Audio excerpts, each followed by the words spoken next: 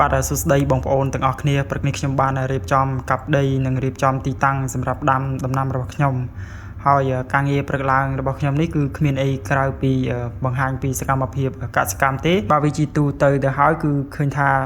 បងប្អូនទាំងអស់គ្នាក៏មានការដាំដំណាំតិចតួចឬក៏ច្រើនអីតាមសួនឬក៏ការរៀបចំជាច្បារមួយដើម្បីដាំឬក៏វាដុះមកឯងហើយយើងរៀបចំបេះបោចយកដើម្បីយកដំណាំនោះយកមកឡអញ្ចឹងយើងខ្វះខាតតិចតួចទិញពីផ្សារគឺយើងមានស្រាប់នៅផ្ទះក៏វាល្អដែរហើយវាជួយយើងបានច្រើនបើសិនជាយើងអត់បានដាំវាទេគឺយើងពិបាកក្នុងការទៅផ្សារទៅអីទិញហើយពេលខ្លះយើងទិញមកក៏មិនសពគ្រប់នៅអ្វីដែលយើងចង់បានហើយពេលខ្លះក៏យើងមិនចង់ចំណាយលុយតិចតួចដើម្បីទៅទិញក៏ដូចគ្នាដែរហើយបើសិនជាដីបងប្អូនជាអៀតអីគឺយើងអាចរៀបចំជាផើងជាអីផ្សេងដាក់ដីទៅគឺយើងអាចដាំដុះបានហើយការដាក់ដីដែលដើម្បីដាំដុះនោះគឺត្រូវតែជាដីកំប៉ុស្តដែលយើងផលិតខ្លួនឯងបើសិនជាបងប្អូនចេះផលិតដីកំប៉ុស្តគឺមានន័យថាគឺយើងមានវត្ថុធាតុដើមមកហើយគឺវាងាយស្រួលមែនទែននៅក្នុងការដាំដុះហើយវាមិនងាយនឹងជាំទឹកហើយមិនងាយនឹងធ្វើឲ្យដីយើងក្រាំងរឹងទេអញ្ចឹងពេលដែលយើងចេះផលិតជីកំប៉ុស្តខ្លួនឯងតាមរយៈការកាកសំណល់ផ្ទះបាយតាមរយៈជីលីមួកសัตว์ជីអីផ្សេងដែលយើងមានគឺយើងចាក់ចូលគ្នាដូចជាលឹកឈើសម្រាមអីផ្សេង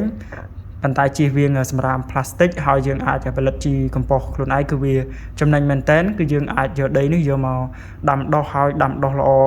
ជាមួយនឹងដំណាំបងប្អូនដូចជាលក្ខណៈថាជីដូចជាដំណាំយកស្លឹកអីផ្សេងគឺល្អមែនតើចំពោះដំណាំដែលយកផ្លែគឺវាត្រូវការជីកំប៉ុស្តនឹងច្រើនអញ្ចឹងបើសិនជាដាក់ដំណាំយកផ្លែគឺត្រូវតែធ្វើជីកំប៉ុស្តឲ្យបានច្រើនបន្តិចដើម្បីបានផលហើយការងារដែលខ្ញុំធ្វើការដាំដុះរាល់ថ្ងៃនិងរៀបចំបន្តិចបន្តួចគឺជាការចំណងចំណូលចិត្តរបស់ខ្ញុំហើយក៏ខ្ញុំមិនមែនថាធ្វើទៅយើងនឹងទទួលបានផលដោយការរំពឹងទុកនោះទេហើយក៏ជាការហាត់ប្រាណនៅពេលព្រឹកដើម្បីបំបត្តិការអត់សុខរបស់យើងហើយក៏យើងមិនដឹងថាត្រូវពិបាកថានឹងធ្វើអីទេក្រោកមកគឺមានអីធ្វើតែម្ដងខ្វះតែកម្លាំងពលកម្មរបស់យើងទេដែលយើងត្រូវបញ្ចេញដើម្បីបានទទួលផលអ្វីដែលយើងបានក្រងទុកហើយខ្ញុំក្រងទុកនេះគឺ